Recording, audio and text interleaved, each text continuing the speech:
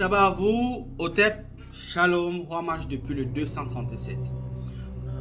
Bien heureux de vous retrouver en ce jour pour un nouveau chapitre de Bon à savoir.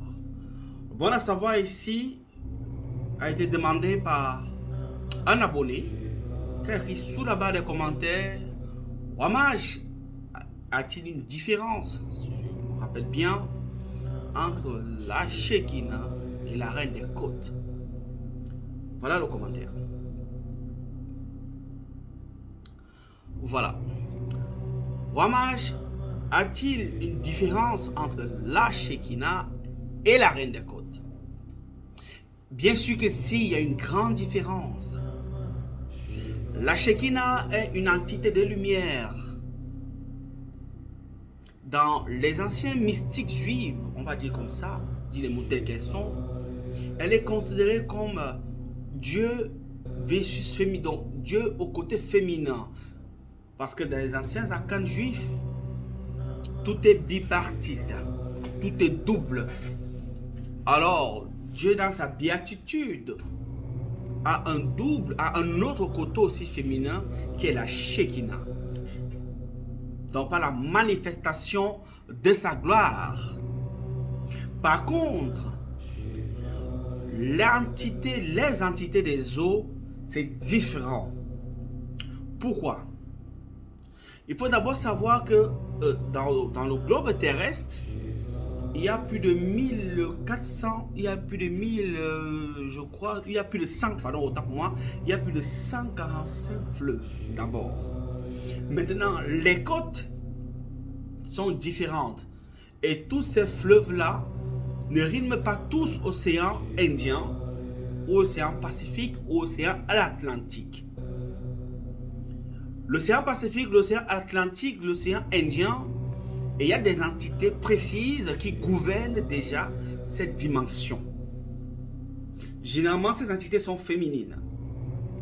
Et ce sont celles qui gouvernent les eaux en fonction de l'espace ou encore de la densité, ok, ou encore du nombre d'hectolitres d'eau, si on peut encore appeler ça comme ça. Donc, elles sont différentes et chacune gère son royaume avec une main de fer. Maintenant, les reines des côtes, elles sont au nombre de 555. Reines de côte, elles sont 555. Il y a 555 reines de côte. Il y en a, les sous-reines, on va dire ça comme ça. Il y a maintenant des princesses. Maintenant, il y a maintenant des vassales. Ok, mais elles sont d'abord au nombre de 555. D'abord. Maintenant, il y a 22, je vous avais dit dans une précédente vidéo, esprits qui gouvernent ces eaux-là, qui sont régis en 4 dimensions. En 4 dimensions. Maintenant, il faut savoir une chose. Les reines des côtes ont un domaine spécifique. Ok? Et elles n'ont pas tous les mêmes attributs. Et certaines parmi elles ne sont pas plus puissantes les unes et les autres. C'est comme les rois dans l'époque médiévale ou même dans les anciennes civilisations. Les royaumes différaient en fait. Il y avait des royaumes qui étaient plus avancés que les autres, qui avaient des bonnes murailles de protection, ou pour qu'on puisse prendre ces royaumes-là, ou pour qu'on puisse assiéger ces royaumes-là, il fallait prendre beaucoup de temps. Par contre, il y avait d'autres royaumes qu'on assiégeait facilement. Parce qu'ils n'avaient pas les bons outils, ils n'avaient pas de bons boucliers, de bonnes cuirasses, il n'y avait pas de bons archers, etc., etc. Or, il y avait d'autres qui étaient vraiment avancés dans la pointe de la technologie. Et c'est aussi comme ça que les mages qui protégeaient ces royaumes-là, tous n'avaient pas le même pouvoir. Ok? Voilà. Donc, puis ce sont les mages qui protégeaient les royaumes avant, qui travaillaient toujours en acquaintance avec les royaumes, avec les rois. Voilà. Donc, c'est la même chose avec donc, ces catégories d'esprits. Maintenant, les reines les plus puissantes des côtes, je vais vous donner quelques noms. Les reines les plus puissantes des côtes, il y a par exemple la reine Nina. C'est une reine des côtes. Il y a la reine Anna, qui est une reine des côtes. Ce sont les reines les plus puissantes. Il y a Yasmina, qui est l'une des reines les plus puissantes. Il faudrait que vous le sachiez. Ok? Il y a Nina, il y a Anna, il y a Yasmina, il y a Binta. Vous entendez souvent parler de Binta Soudan. En fait, c'est le nom d'une très grande puissante reine de côte. Il y a Liliane, qui est une très puissante reine de côte. Et il y en a encore, réencore.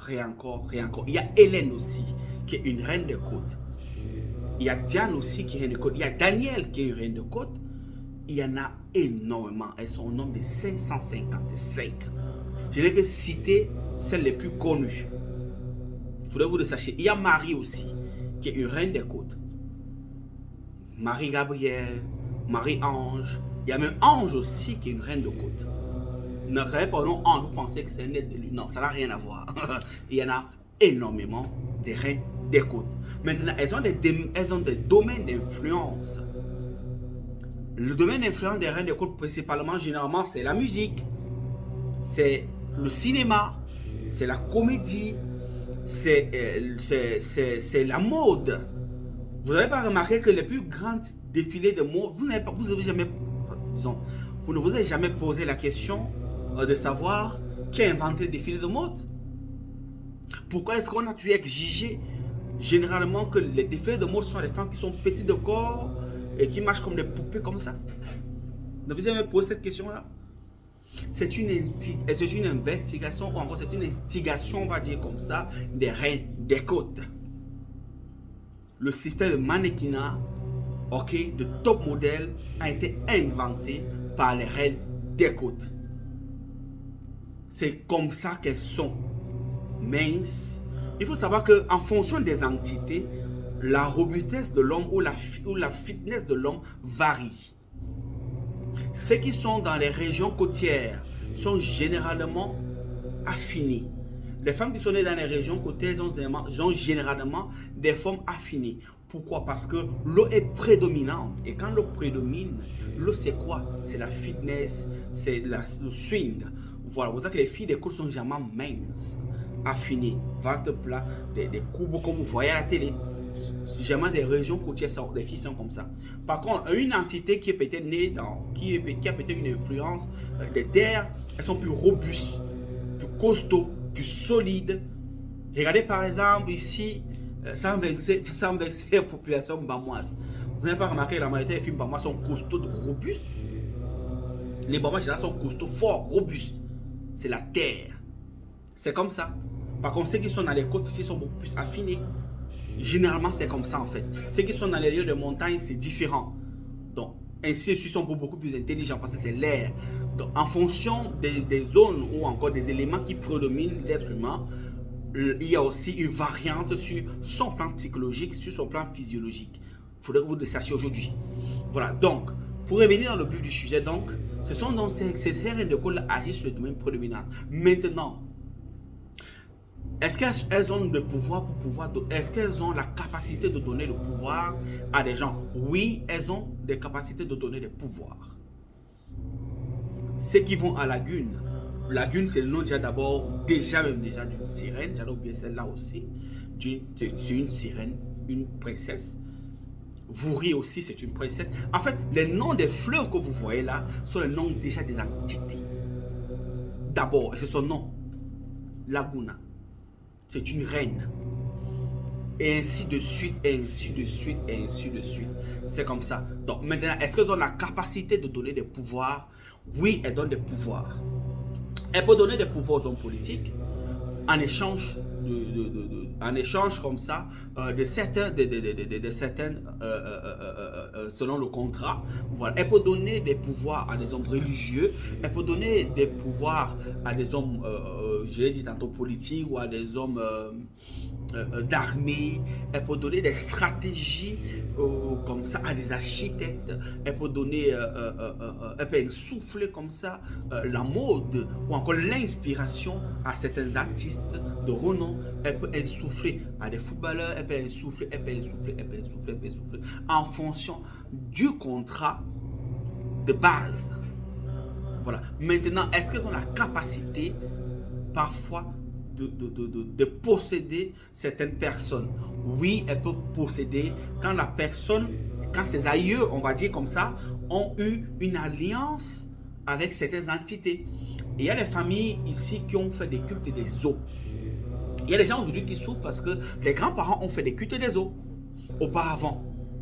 Et ces parents, peut-être à leur époque, étaient prospères à leur manière parce que le monde change. Peut-être à cette époque-là, ils n'avaient pas besoin d'un train matériel, mais à cette époque, ils étaient considérés peut-être comme des richissimes. Peut-être par rapport à leur bétail, par rapport au nombre de terres qu'ils avaient, via le culte des eaux qu'ils faisaient. Alors quand peut-être le canari qu'on leur a laissé, ou peut-être, je ne sais pas, ou la relique qu'on leur a laissé, ou l'artefact qu'on leur a laissé, émet des énergies et qu'elle n'est plus nourrie, où les enfants se sont convertis au christianisme, comme parfois c'est le cas, cette énergie-là commence à devenir nocive. Du coup, les enfants qui ne connaissent pas comment vouer ce culte ou qui ont refusé de vouer ce culte-là commencent parfois, généralement, parfois avoir des blocages. Parce que l'entité ne se sent pas nourrie. Alors qu'est-ce qu'il fait? Aux alentours de la maison, il émet des ondes qui bloquent tous ceux qui sont la descendance. Parce que les enfants n'honorent plus le contrat que les aïeux faisaient via leur conversion au christianisme ou à des religions, etc., etc. Du coup, parfois, ces personnes se retrouvent avec des blocages qu'ils ne comprennent pas. D'autres m'écrivent parfois ici, ils se reconnaîtront. Que non, mon grand-père, on m'a dit, il faisait le culte des eaux, ma grand-mère faisait partie de l'unité des eaux, elle faisait, mais moi je comprends, tout est bloqué. En fait, tout est bloqué parce que tu ne fais pas le même culte. En fait, depuis la mort de ton arrière-grand-parent ou de ton grand-parent, il y a une rupture. Ok? Toi, tu es peut-être en ville, tu n'as pas connu les rites, ou on ne t'a pas essayé ces rites-là. Parfois même, c'est caché à la maison. Tu ne connais pas comment faire pour le réactiver, pour qu'elle puisse te bénir, entre guillemets, ou elle puisse t'accorder des faveurs, pour que vous puissiez relier, nouer un nouveau contrat. Alors elle te pourrit la vie, parce que c'est ça, délaissé. Ça arrive parfois. Il arrive parfois qu'il y ait des cas de possession, où une reine des côtes peut posséder quelqu'un, soit par rapport aux attentes qu'elle a via la fille. Parce qu'il faut savoir qu'il y a des filles qui naissent sous les influences des eaux. Parce que si un enfant naît pendant que le portail, parce qu'il y a des portails en fonction des périodes. Si un enfant naît pendant une période et que ses parents ont fait un culte des eaux, généralement quand un enfant naît pendant une certaine période-là, ces esprits-là peuvent venir, peut venir s'incorporer parfois à la naissance par rapport à la famille dans cet enfant. Cet enfant commence à grandir, mais l'enfant fait des rêves, parfois il les dit aux parents. Ok? Dans certains cas, certains enfants parlent, les parents ne sont pas attentifs. Parfois, vous allez voir un enfant, il commence à dire qu'il voit des choses.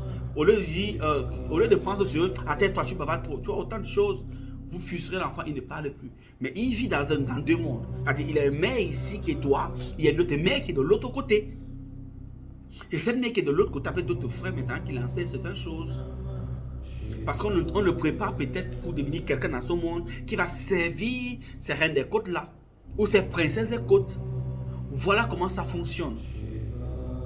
Il faudrait que vous le sachiez. Rien au hasard. Beaucoup de noms des parfums ici sont le fruit des reines des côtes. Les bijoux sont le fruit des reines des côtes. Là, je ne vous enseigne pas. Les greffes que vous portez, les parures, les maquillages sont généralement le fruit des reines des côtes. À 95%. Ce sont eux qui ont le génie de les faire. Les esprits de l'air, ce n'est pas leur vocation. Alors, est-ce que maintenant, quelqu'un qui travaille ou qui invoque la Shekinah peut dominer une reine des côtes? Oui. Parce que c'est différent. La Shekinah est une entité de lumière qui gouverne le ciel, la terre et les royaumes marins.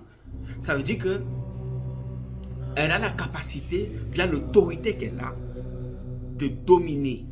Et il faut savoir que dans la dimension des eaux, l'eau est puissante, ça c'est vrai, mais n'est pas plus puissante que les esprits de l'air. Les esprits de l'air en réalité sont plus puissants que les esprits des eaux. La preuve, dans la Bible, on vous dit Satan lui-même est le prince de l'air.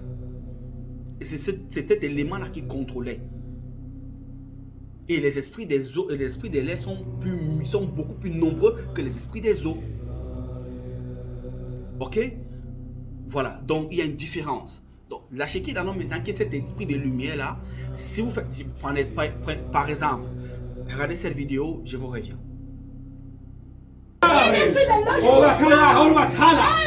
Même si tu fais partie des filles de l'eau, aujourd'hui je convoque la Shekinah, celle qui gouverne tous les eaux. Je prends autorité sur toi, je suis au-dessus de toi. Maintenant, je t'ordonne par le pouvoir de la Shekinah, la reine de tous les eaux, de libérer son corps. Je te soumets sous son commandement et maintenant je prends autorité sur toi. Vous avez vu, là je me suis servi du nom de la Shekinah pour pouvoir expulser cet esprit des eaux, cette princesse des côtes. Pourquoi? Parce que je sais, dans mon intelligence, je sais de par ma formation que la Shekinah est plus élevée que la reine des côtes. Alors quand elle dévoile son secret, je suis une fille des côtes, je suis une fille des eaux, nanana. Qu'est-ce qui me vient à l'esprit? Ah, elle est une fille des eaux. Alors, quelle est l'entité qui gouverne l'esprit des eaux? C'est qui est plus élevée. Alors, qu'est-ce que j'ai dit? Je te soumets sur X, Y, etc. Voilà, c'est comme ça. Et c'est comme ça, c'est un rapport de force. Est-ce qu'il est donc possible à une reine des océans de dominer une reine des côtes? Bien sûr. C'est comme j'aurais pu invoquer Annabelle, j'aurais pu invoquer Marie-Glou, j'aurais pu invoquer... j'aurais pu invoquer Marie Chantal. J'aurais pu invoquer beaucoup. J'aurais pu invoquer Ashanti. J'aurais pu invoquer même la reine du océan Indien. Mettre cet esprit sur son autorité et la dominer. Parce que c'est le rapport de force, j'aurais pu le faire. Voilà, mais j'ai préféré invoquer cet esprit de lumière pour dominer cet esprit, et c'est comme ça que ça marche. Voilà. Donc, il y a une différence entre la Shekinah pour te répondre, ça permet d'édifier les autres, et les reines des côtes. Dans les reines des côtes, on sait cette particularité-là, elles peuvent donner le pouvoir, elles peuvent, mais elles ont aussi un chemin, elles ont aussi des manœuvres limitées. Elles ont des manœuvres limitées en fonction du cours d'eau, en fonction de l'espace qu'elle contrôle. Voilà. Et en fonction des activités qu'elle exerce et l'influence qu'elle exerce dans sa région. Il faudrait que vous le sachiez. Plus l'eau est grande, plus les habitants, il faut bien observer, les habitants des côtes généralement ont des domaines, des filles qui sont dans ces zones ont parfois un même trait de caractère. Et il y a toujours quelque chose qui influence beaucoup plus, comme dans ces zones-là. Et si vous faites une forme d'analyse profonde, vous allez vous rendre compte que dans toutes les villes côtières du monde, les filles qui naissent dans ces zones-là ont à peu près les mêmes traits de caractère. C'est les filles qui n'aiment pas être soumises. C'est les filles qui se croient plus belles que toutes les autres filles. C'est les filles qui croient qu'elles sont éloquentes plus que d'autres filles. C'est les filles qui pensent qu'elles sont plus intelligentes, qui pensent que tout les reçu plus. Et c'est les filles généralement que les hommes, ce sont les filles généralement qui font moins d'efforts pour les hommes. Naturellement, c'est comme ça. Pour elles, dans leur tête, tout l'heure est déjà acquise. Parce que ce sont des filles des côtes. Ok? Donc, les hommes, pour elles, sont comme juste des... on va dire... Bon, c'est... Non mais là, vous voyez un peu, ces filles indépendantes dans la tête, l'homme n'est pas trop pour elle une priorité. Elle sait que même si tu pars, l'autre va venir. Elles sont comme ça, les filles qui sont dans les zones côtières. On me dit comment elles ne suivent pas au mariage. Elles sont différentes. Parce qu'elles sont influencées par ces reines de côte là. Parce que les reines de côte, c'est comme ça. Ok? Donc, pour répondre à ta question, oui, elles sont extrêmement différentes. Extrêmement. Elles gèrent des dimensions différentes. Et le pouvoir des reines des côtes sont limités en fonction de leur géographie, en fonction de la densité de leurs eaux, etc., etc. Je crois avoir répondu à ta question et avoir édifié d'autres personnes. Voilà. Maintenant, quels sont les secrets pour avoir, il y a combien de minutes déjà? Wow, 19 minutes. Bref, pour avoir ces trucs-là, donc généralement ça passe par des rapports sexuels.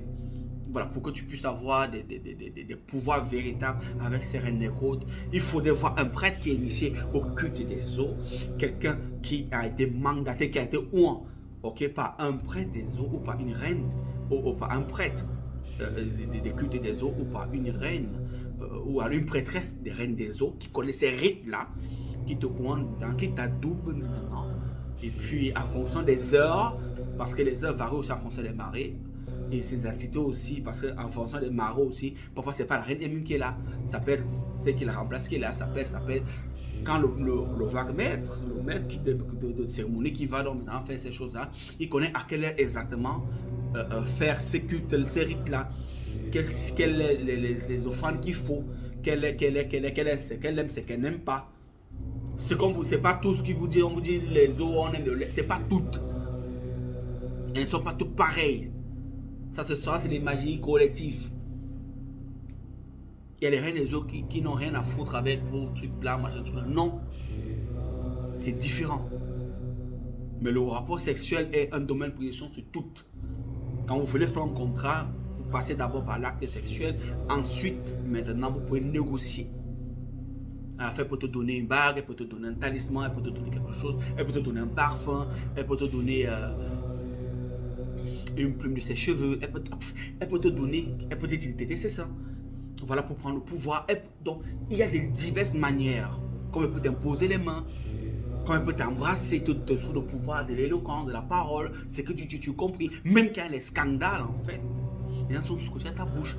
Elle peut, en fonction du contrat que vous avez signé à la base. C'est comme ça. Mais tout passe d'abord, généralement, à 80-85% par le rapport sexuel. C'est comme ça. Donc, Amitabha à vous, Hotep, Shalom. C'était le ramage depuis le 237. Ce fut un plaisir. Aigle.